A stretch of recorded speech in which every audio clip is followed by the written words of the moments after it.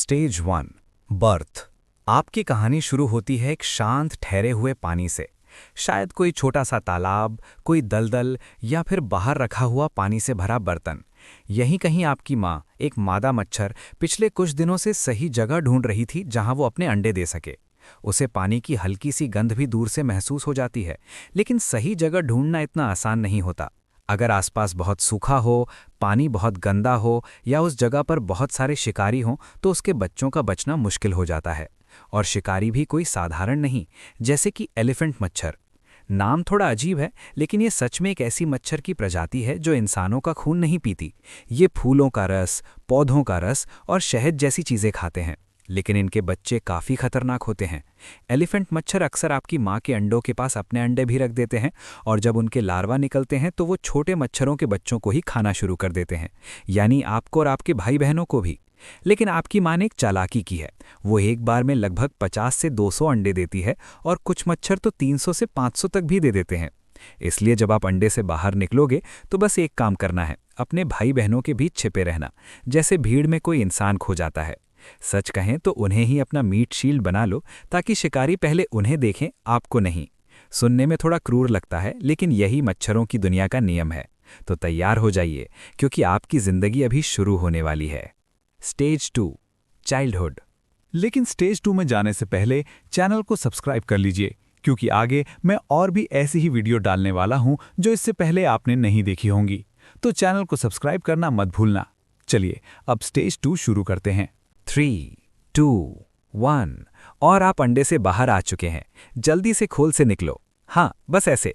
अब आप सुरक्षित हो, और लगता है आपका भाई जेरी भी सही सलामत बाहर आ गया है। बधाई हो, अब आप दोनों आधिकारिक रूप से लार्वा बन चुके हो, जिन्हें आम भाषा में व्रिगलर कहा जाता है। आपका नया घर पानी की सतह है, और अगले 1 से 2 हफ्ते तक आप यहीं रहने वाले हो। आपका शरीर पतला और लंबा है, और आप तैरते कम हो, बल्कि पानी में लहराते हुए चलते हो, इसलिए इन्हें व्रिगलर कहा जाता है। अब जब आप मच्छरों की दुनिया में एक बच्चे के रूप में आ चुके हो, तो आप उस लक्ष्य के एक कदम और करीब हो, दुनिया का सबसे नापसंद किए जाने वाला जीव बनने के। लेकिन अभी असली चुनौती सामने है, खाना।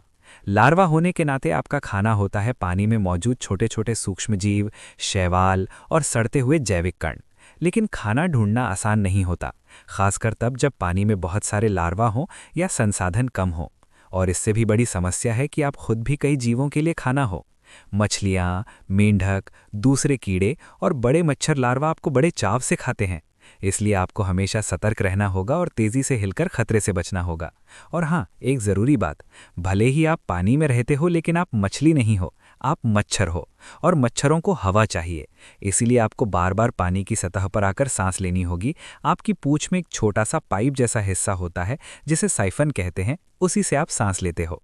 अगर पानी कम हो जाए या सतह बहुत ज़्यादा हिलने लगे तो सांस लेना मुश्किल हो सकता है, लेकिन ज़्यादातर समय सब ठीक चलता रहता है। अगले 2 हफ्ते तक आप बस यही करते रहोगे, खाना, तैरना, छिपना और बचना। और खाते खाते एक दिन अचानक कुछ बदलने लगेगा। Stage 3 teenage. समय बीतता है, और कई बार अपनी त्वचा बदलने के बाद अब आप एक नई स्टेज में पहुंच चुके हो, प्यूपा स्टेज, जिसे टम्बलर भी कहा जाता है। ये वो समय है जब आप बिल्कुल खाना बंद कर देते हो, लेकिन अगर कोई आपको छेड़ दे तो आप अचानक बहुत तेजी से हिल सकते हो। असल में इस समय आपके शरीर के अंदर एक बड़ा बदलाव चल रहा है। आपका पूरा शरीर धीरे धीरे एक उड़ने वाले मच्छर में बदल रहा है। इस दौरान आप थोड़े आलसी भी हो जाते हो, कम चलते हो, बस पानी की धारा के साथ बहते रहते हो। अगर इसे इंसानों की भाषा में कहें तो ये बिल्कुल एक टीनेजर जैसा समय है। कमरा बिखरा हुआ, किसी से बात करने का मन नहीं, और बस अपने ही छोटे से संसार में रहना। और जेरी, वो तो आपसे भी ज़्यादा आलसी हो चुका है, लेकिन आलस के बावजूद खतरा अभी भी खत्म नहीं हुआ है। पानी में रहने वाले बड़े कीड़े और मछलियां अगर आपको देख लें तो आसानी से खा सकते हैं। इसलिए भले ही आप शांत दिखते हो, फिर भी सतर्क रहना ज़रूरी है। ये प्यूपा स्टेज कुछ दिनों से लेकर कुछ हफ्तों तक चल सकती है, लेकिन आपके और जेरी के लिए ये लगभग 1 हफ्ते में ही खत्म हो जाती है। और इसका मतलब है कि अब आपकी ज़िंदगी का सबसे बड़ा पल आने वाला है, आपका असली रूप। Stage 4 adulthood. और आखिरकार वो पल आ जाता है। आपका प्यूपा खोल टूटता है, और आप उससे बाहर निकलते हो, जैसे कोई कलाकार मंच पर एंट्री ले रहा हो। धीरे धीरे आप पानी की सतह पर खड़े होते हो, और अपने पंखों में तरल भरते हो ताकि वे पूरी तरह फैल जाएं। कुछ ही पलों में आपके पंख मजबूत हो जाते हैं, और आप अपनी पहली उड़ान भरने के लिए तैयार हो जाते हो। मज़ेदार बात यह है कि मच्छरों को उड़ना सीखना नहीं पड़ता। ना कोई ट्रेनिंग, ना कोई लाइसेंस, बस पंख मिलते हैं और आप उड़ने लगते हो। अब जिंदगी का अगला काम है खाना ढूंढना। लोग अक्सर सोचते हैं कि हर मच्छर इंसानों का खून पीता है, लेकिन सच थोड़ा अलग है। अगर मच्छर नर है तो उसका खाना फूलों का रस, पौधों का रस और सड़े हुए फल होते हैं। लेकिन अगर मच्छर मादा है तो उसे अंडे बनाने के लिए खून की ज़रूरत होती है, क्योंकि उसमें प्रोटीन होता है। अच्छी बात यह है कि आप और जेरी दोनों नर मच्छर हो, इसलिए आपकी ज़िंदगी थोड़ी आसान है। आप आराम से फूलों का रस पीकर जी सकते हो। लेकिन तभी जेरी आपको कुछ बताता है। असल में जेरी आपका भाई नहीं है, वो आपकी बहन है। यानी जेरी एक मादा मच्छर है और उसे अब खून ढूंढना पड़ेगा, शायद किसी गाय से, किसी पक्षी से, किसी घोड़े से या फिर किसी इंसान से। लेकिन अफसोस, उसकी पहली ही कोशिश में एक इंसान उसे अपने हाथ से मार देता है। और इस तरह आपकी ज़िंदगी का सफ़र चलता रहता है, एक छोटे से अंडे से शुरू होकर लार्वा, फिर प्यूपा और आखिर में एक उड़ने वाले मच्छर तक। हर स्टेज अपनी चुनौतियों के साथ आती है, लेकिन यही प्रकृति का चक्र है।